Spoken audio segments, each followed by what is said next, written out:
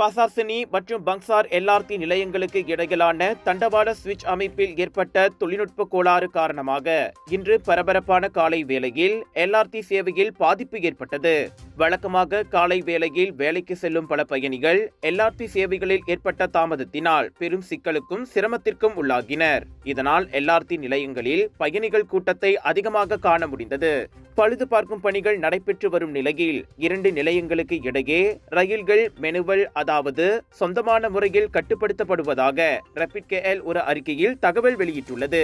மேலும் பசார்சினி மற்றும் Bangsar LRT நிலையங்களுக்கு இடையிலான தண்டவாள சுவிட்ச் அமைப்பில் ஏற்பட்ட தொழில்நுட்ப கோளாறு தான் காரணம் எனவும் அதனை பழுது பார்க்கும் பணிகள் தொடர்ந்து நடைபெற்று வருவதாகவும் அது குறிப்பிட்டிருக்கிறது.